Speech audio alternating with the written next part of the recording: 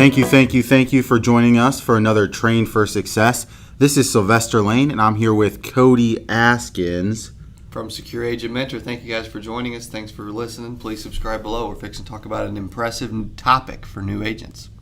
You know, every week I ask you how it's going, just to see how the field is. One, to keep you accountable, of course. Absolutely. But two, to motivate other people to get out there and sell some insurance. Right. Well, you bring up a great word, accountable. I keep myself accountable. I write my goals down every morning, every night. I monitor my last week's progress every Sunday night before I jump into the next week. That's an impressive thing to do. That's a good tip. You know, we already started off with some nuggets. That's right. So I haven't even got into the podcast yet. I mean, within the first minute, you have some good tip writing there. Cody, what are some things that you're studying maybe throughout the week? What are some things you're reading?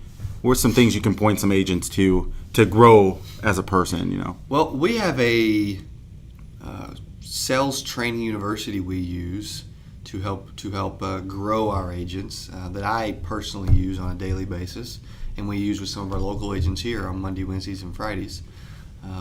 I'm listening to a few different podcasts about selling life insurance in the field, door knocking, growing an agency, even social media marketing. I mean, I'm always just wanting to learn new things and grow. My favorite reads and listens are Grant Cardone's got the 10X, Sell or Be Sold, if you're not first, you're last. Brian Tracy's got The Art of Closing the Sale. All very good, very valuable books. Cardone's easier to listen to. Tracy's a little more monotone. But the content in Brian Tracy's book is really, really valuable. I couldn't agree more. It definitely changed my sales perspective. And the great thing about books like that and books on selling is that it covers a multitude of things you do in your life. So when you're making a deal outside of the insurance business, whether it's to buy a car or a house or to get something off of Craigslist, those tactics still work. To sell something on Craigslist, absolutely, those tactics still work. Yeah, whether you're selling a $2 million deal or whether you're selling your kid on not acting up in a store, everyone has to know how to sell. Right. And the topic that we're talking about today is a topic that goes kind of along with that idea of selling, but it's an awkward topic for some reason. And I don't know why it's awkward for people, because it's actually the easiest way to sell. It's the easiest way to make a very fast 10, 20, 30 grand in the insurance business, but no new agents ever want to do this. I didn't want to do it when I first started. I'll admit it. Right, and what we believe at Secure Agent Mentor is developing what I like to call a hot list of 100 to 200 people that are your friends, family, acquaintances. You went to school with them in middle school, and you talk 3 times a year. Well, the New York Lifes of the world, we'll call it, or Mutual Omaha's, we'll call it your warm market. Grant Cardone, we'll call it your power base. Secure Agent Mentor, Mr. Sylvester Lane, we'll call it your hot list. So, you know, and the benefit of like your warm market list, your hot list, is the idea that you're developing relationships that are easy to sell, and even if they don't buy, they're going to be gracious and kind to you and listen to your pitch and not throw you out the room. Right, exactly. It's good. It's good practice, and even more important than practice is those are individuals that probably already own the product that we're selling, and they're the easiest individuals to get in front of. The only reason agents fail is they don't get in front of enough people.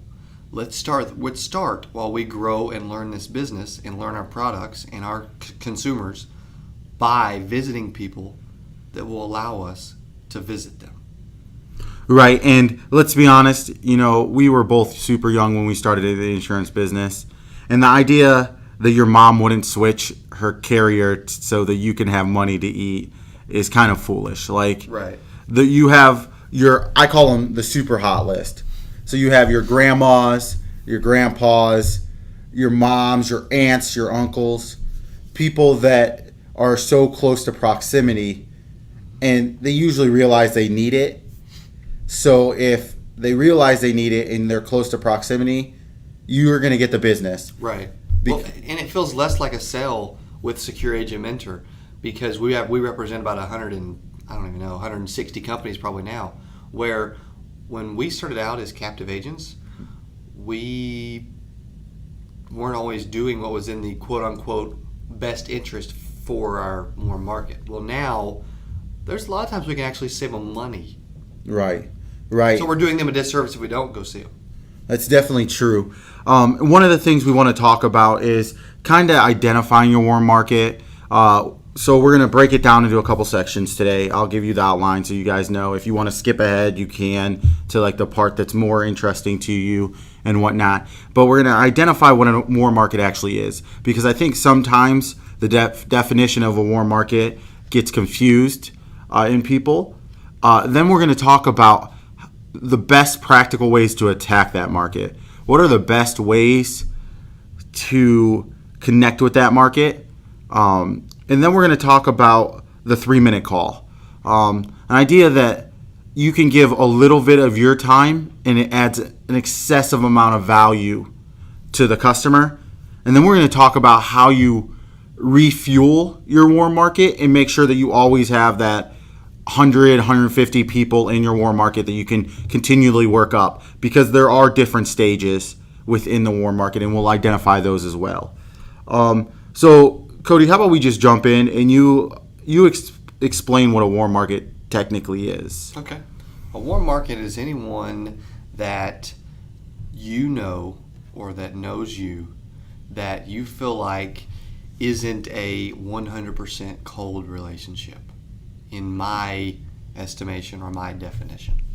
Right. And on that, would you agree that if we actually sat down, and this is one tip that we'll just attack right away for you, you need to sit down and write out the names. That's the thing. Most agents don't.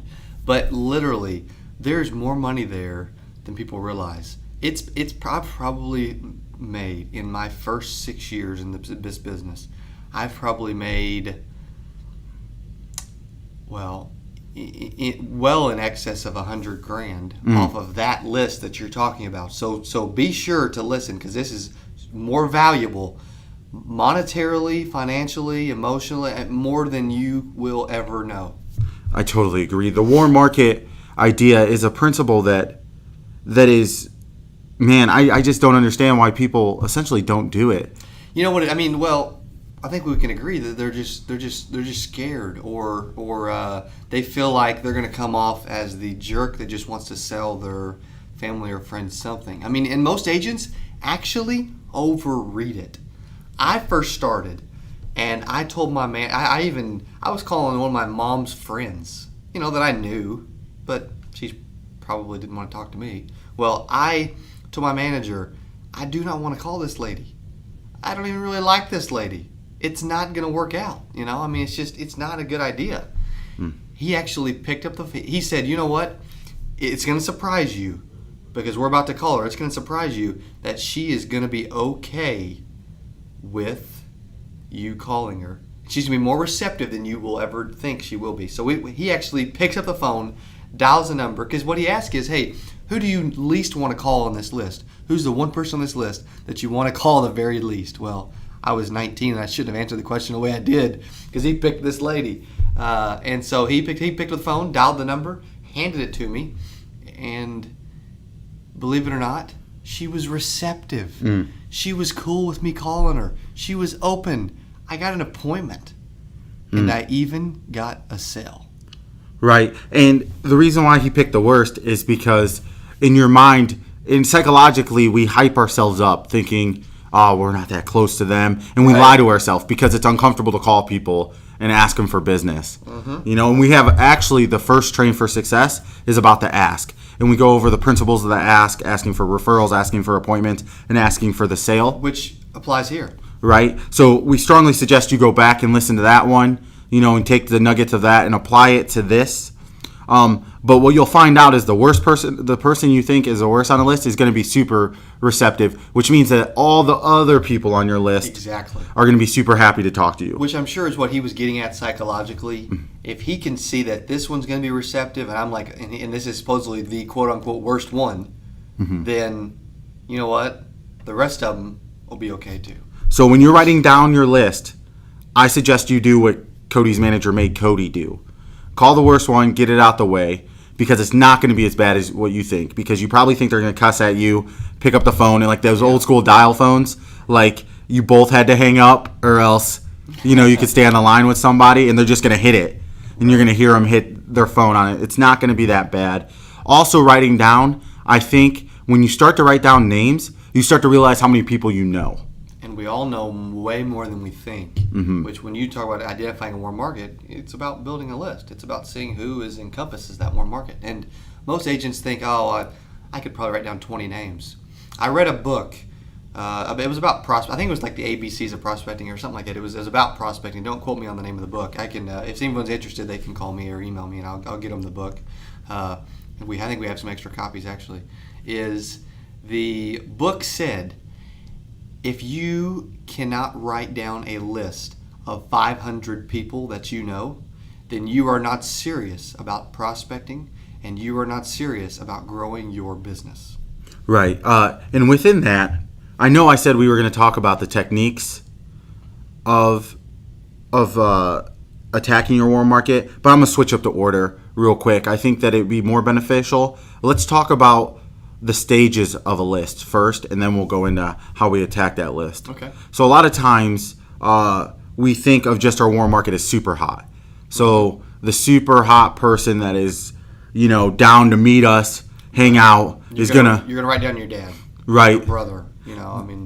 Anybody that's going to invite you to dinner. That's kind of how we think of the warm market. Exactly. When we go to their house, they're going to ask us if we want food. Right. And then that's why I think that some agents have a hard time building a big list, because when they think of people, they think of just that person. Right. And they're like, well, everybody else is cold. Well, and if I can make in well excess of 6 figures on my warm market list, quote unquote, and my dad's been in the business for 30 years, you would think everyone else could double or triple that. Right. And I think it's how we're trained kind of in society nowadays, that there's no like middle to anything anymore. You're an extreme one way or you're an extreme the other. So they're either super hot and they're going to look at me in my eyes and I won't have to say anything, and they're like, here's my social security number, my debit card, whatever amount you think is right.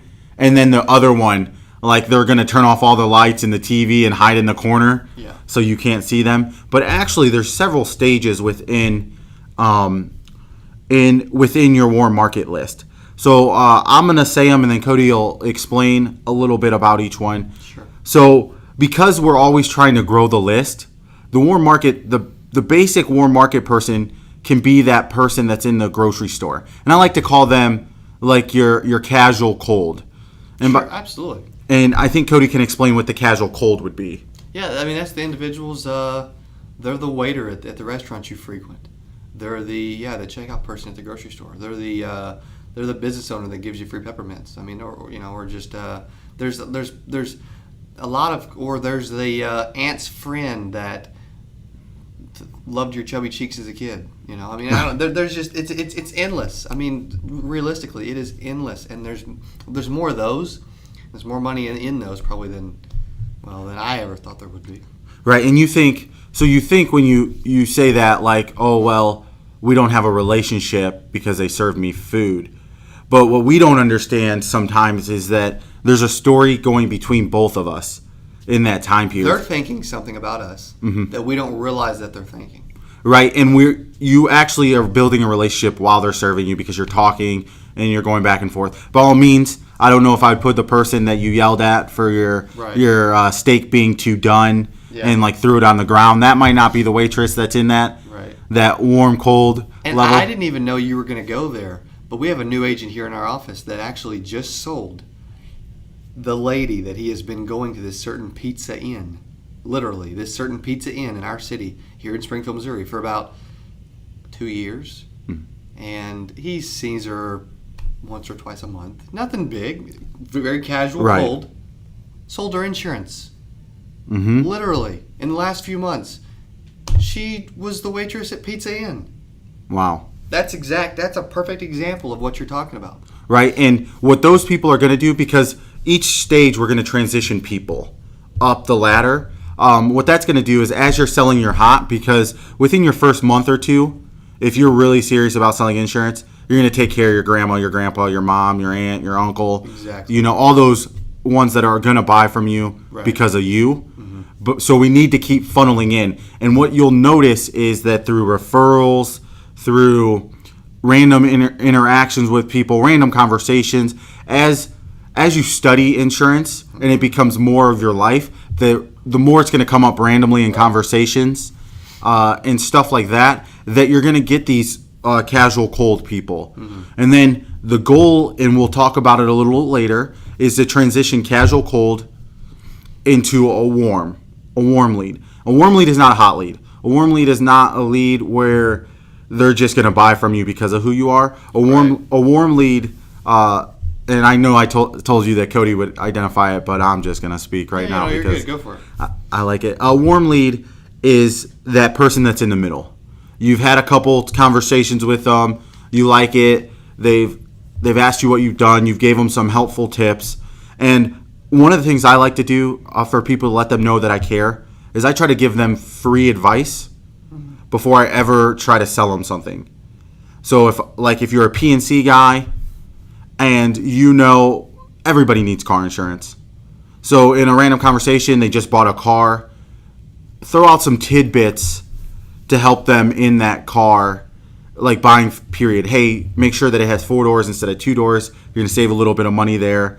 You know, make sure that they give you a multi-car discount. Make sure that if you have a student on it, make sure that they're getting the good student discounts, stuff like that, because then when they want to buy it, they're going to come to you because they're like, oh, he's already helped me out, so I know he cares about me. It's not about the business for it, in which we believe that's why you should be in the insurance business, is to be looking out for the people that you're taking care of, because it is a need business. But that's that kind of person that you're giving out tips, that you're calling once a week, that you're making feel kind of special, and that you're moving. And the most important thing is that you're moving them to that hot lead. Right. You know, and Cody's probably the best at converting hot leads, so I'm going to let him explain the hot lead.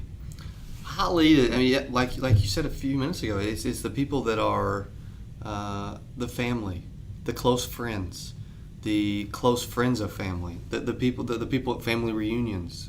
You know, I mean, the buddies that you went to college with that you still talk to. I mean, there's plenty of those that are available that will let us get in front of them immediately. They're like, if we call them up, and I know we're going to get into attacking it here in a second, but when we get into attacking it, it's not going to be an attack. It's not, we're not even going to have to try. We're going to almost tell those people, and we're going to assume, which you always assume everything, but we're going to easily assume these people are going to let us get in front of them. Hey, I want to come tell you about what I do. I just need a couple minutes. I'm going to swing by your house tonight if that's cool. Right. I mean, they'll be happy to have you. If they're an actual friend or an actual family member, they will let you. We had an agent a while back that said, you know what, my brother won't talk to me anymore because I tried to sit down and talk to him about insurance. I said, well, dude, he ain't no brother to you then. I mean, seriously.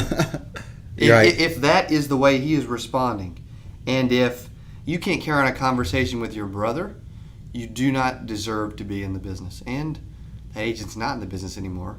Because if you can't talk to your brother about his life insurance, how are you going to talk to a random stranger? Right, and let's transition. That's a great transitioning point, because there are some ways that we want to attack, some techniques we want to use. Attack sounds kind of harsh, because a lot of times, especially when you're young like we were, you get so hype that you're like, you need life insurance, you want to have life insurance. Right. But that's not the way to handle it, especially with close family. Sure. Because they think you're trying to gain something out of it. Right. You know, like going to your mom and saying, we're going to give you $500,000 worth of life insurance, and attacking it. You know the way I attack it? I mean, to kind of jump in, and the easiest way I do it is, you know, hey, Grandpa, I know you have insurance. I'm going to swing by and shop it for you. I'm a broker. I'm an independent agent. I'm going to shop your life, your Medicare, your health, whatever the case may be, your cancer policy, whatever it is. And, hey, if I know you want me as your agent, if we're close, or if we can put you in a better situation, I'm sure you'll do business with me.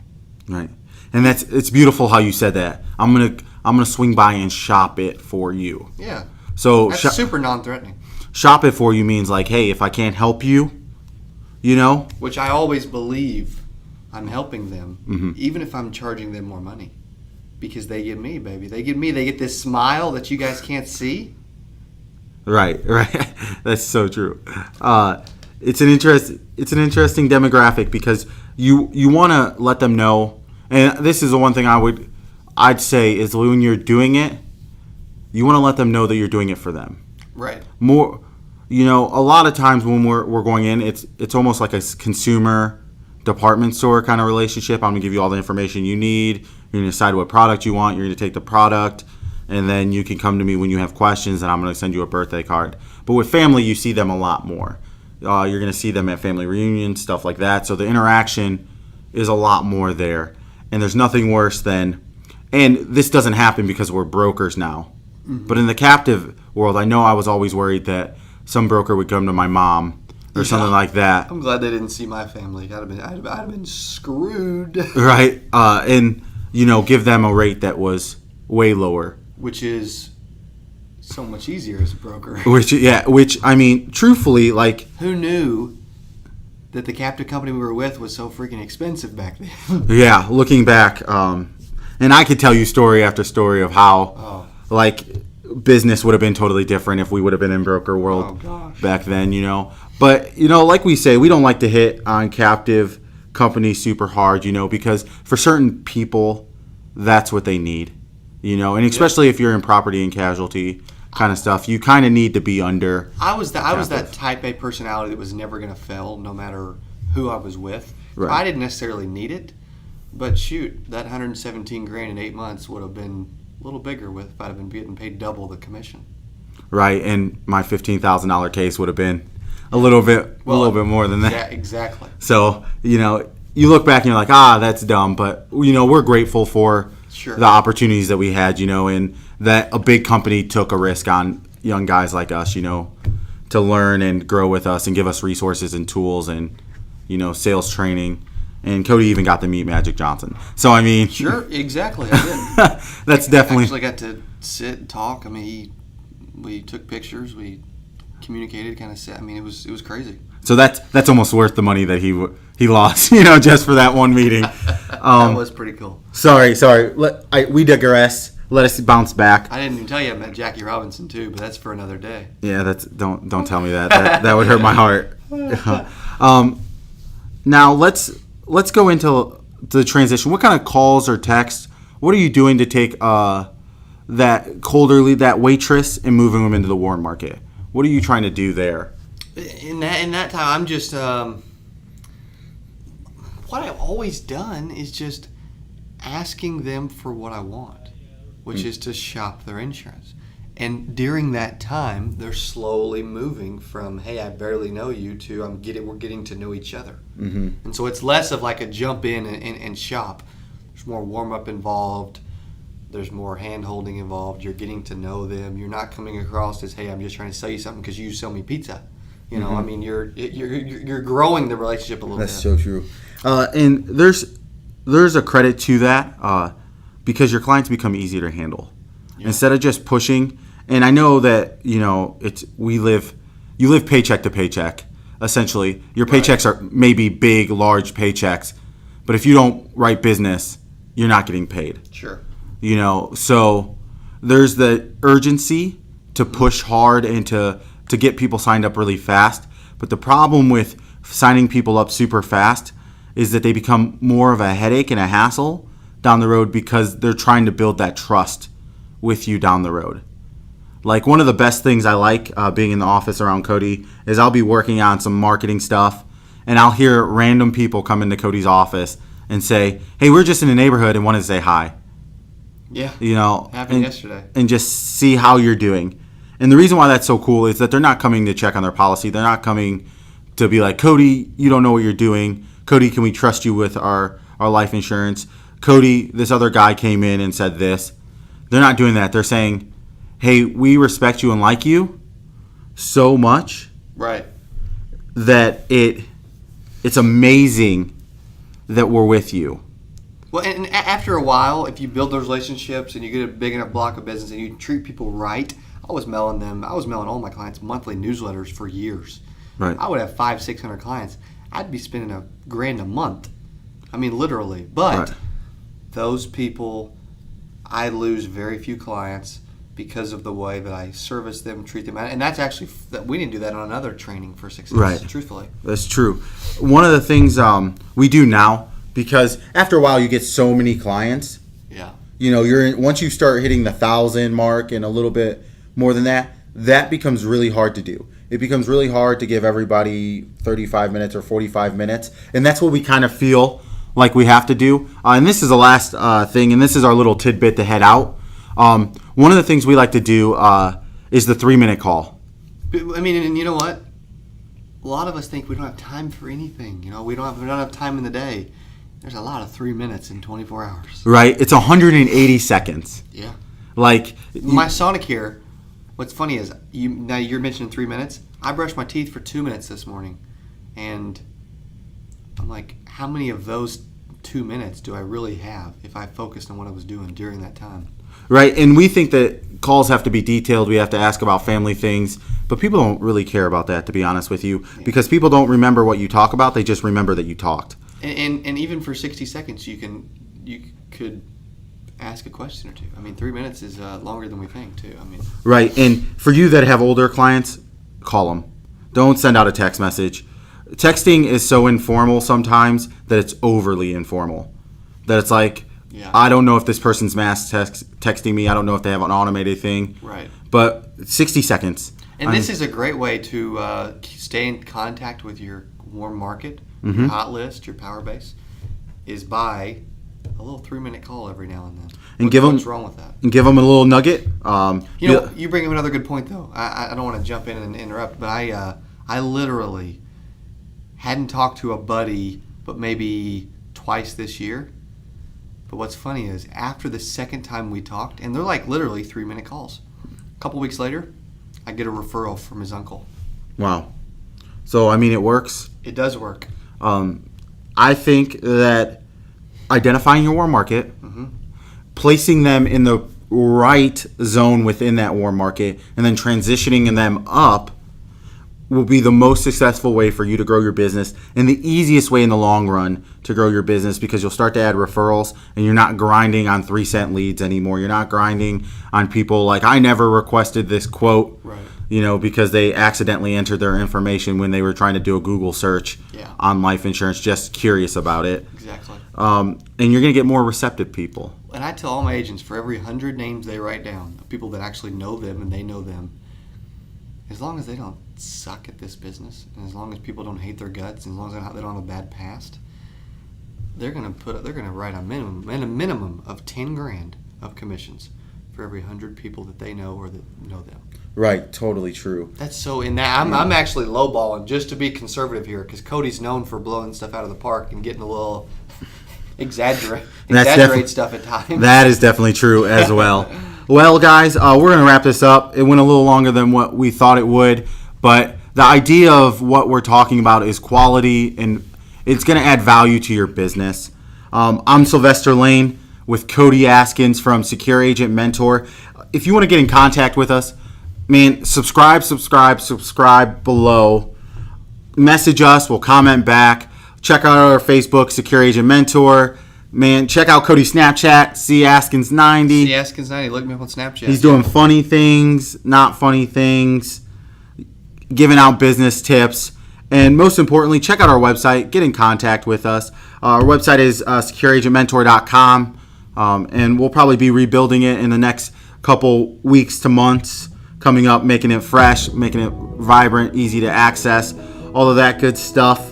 And if you have any questions, Cody, what number or email can they contact you at? You can contact me on my email at cody.askins@secureig.com. Or you can call me at 417-883-9300. You can call Cody or Sylvester, either way, at 417-883-9300. That's the headquarters, the main office for Secure Insurance Group. And you can just ask for Cody or Sylvester with Secure Agent Mentor. Excellent. Thank you, guys. Have a great week. Finish strong. Catch greatness. Let's do it. Grind it out. Thanks, guys. Appreciate it. Thanks for listening. Yep. Have a good week. Bye-bye.